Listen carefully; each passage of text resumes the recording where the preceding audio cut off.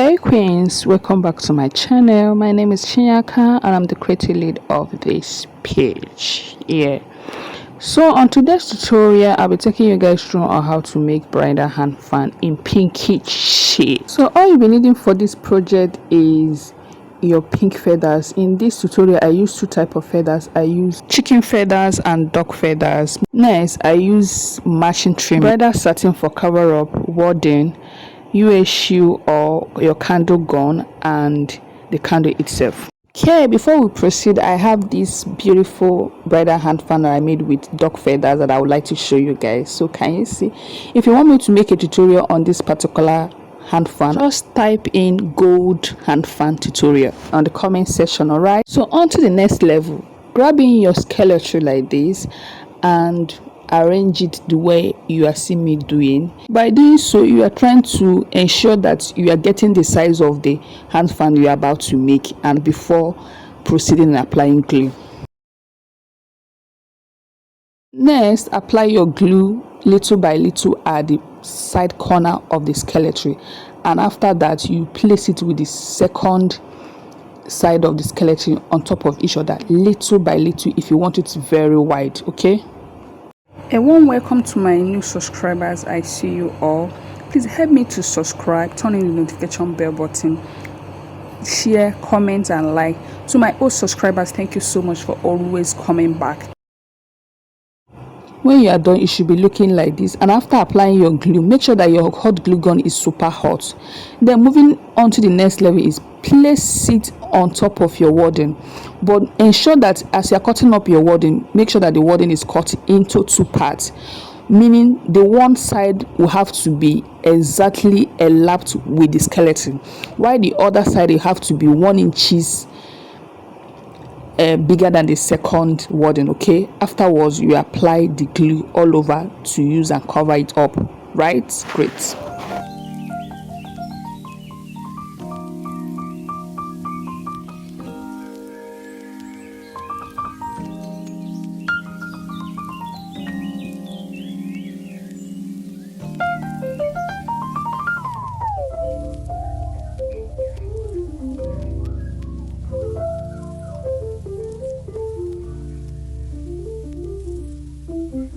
Next, after covering the first side, you cover the second side. As you can see my hand, the second wording is overlapped, so you use it to overlap the skeleton, covering up the other side. That's it. As you can see my hand, just use your glue to cover up that side, make it well lapped on each other. Moving ahead is bringing your satin, this matching color satin, do same as the same wording. Okay guys, I said let me remind you guys, if you are yet to follow us on Instagram, please do where to follow us on Instagram. So what is you dropping a nice comment on YouTube channel when you are not following us on Instagram? By doing so, you'll be able to know when we drop in a new tutorial at the channel. You'll be the first to know our latest design. You'll be the first to know the tutorial, and doing so you'll be able to have a private access with me, because it's through that Instagram that you'll be able to send me your design that is bothering you. I will. So when you are done, it should be looking like this. Great. So let's bring into our feathers. First of all, I'll be working with chicken feathers before bringing in the duck feathers. So all I do here is I got the chicken feathers into equal parts, and I slit it into two like that.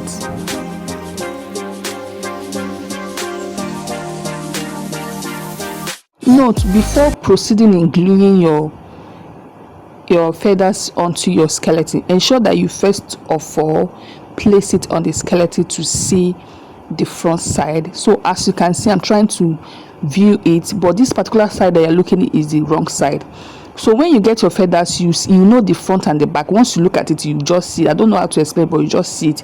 So this is it. All I do here is, after figuring out the front and the back, I started using my glue. If I'm explaining, you might not understand. Please watch carefully to see how I glue all of them down carefully. Can you see the front side of the feathers?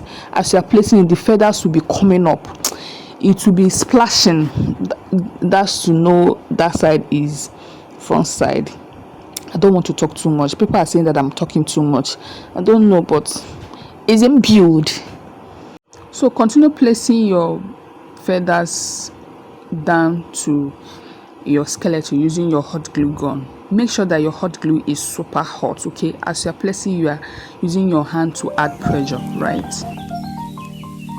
Continue like that all the way to the end.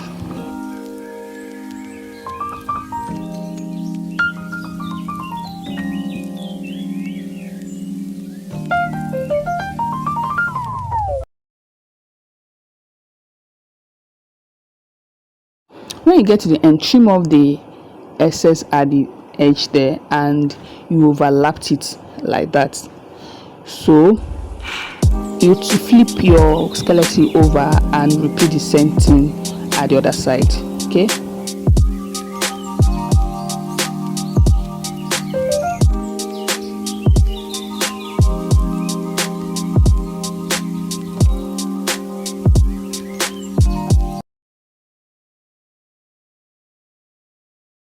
Afterwards, you bring in your duck feathers. This duck feathers is 1 yard, half pack of the feather, okay? The full pack of the feathers is 2 yards, so this is half pack. So all I do here is I split it into 2 equal half. Then I place one side at one side and the other side at the back, okay? Ensure you locate the front part of the feathers. The feathers has front part and back side. Please ensure you locate the front part and work with the front part, okay?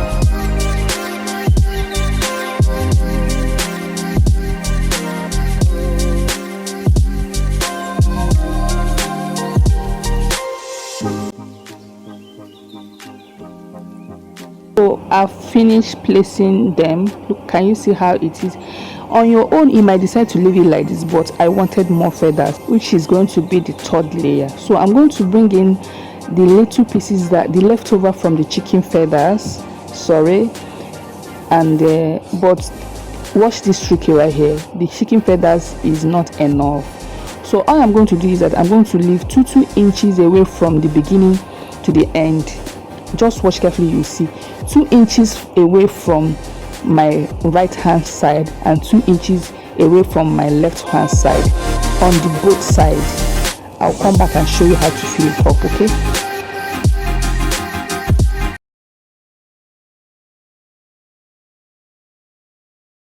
So when you are done, it should be looking like this.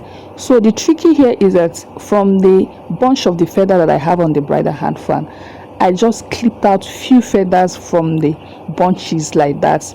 Just clipped them out. For I used duck feathers. Then afterwards, you can put like 2 inches, 2 feathers, sorry, on that place that is opening, and that's how you fill it up without people knowing, right? Great. So afterwards, you can go ahead and cover them up with your bias trimmings. So right here, I'm trying to show you the measurement of the bias trimmings. This measurement is 3 years actually. So I measure 3 years. I use 3 years of this sequence trimmings. So afterwards, I cut it off. Before placing these bias trimmings on your feathers, ensure you wash carefully. You first of all bring in your hands above, like a quarter of an inch above towards the feathers. Then you start placing them up round. This time around, you don't need to get to the end and you cut. Just ensure you round it round till you cover up all those places that is opening, okay? So continue like that till you get the last part of it, and I'll come back.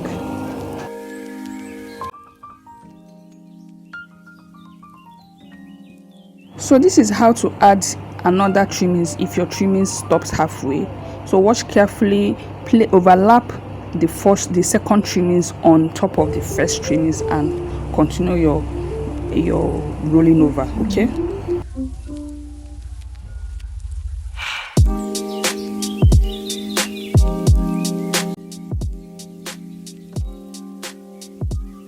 We've gotten to the end, the last part of the trimmings. So my sequence trimming stops halfway. You know, I show you guys 2 trimmings, then I continue with the tiny trimmings to use in finishing up.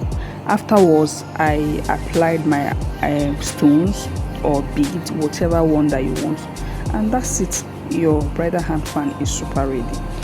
Guys, this bridal hand fan is so huge, it's so massive, it's so wild.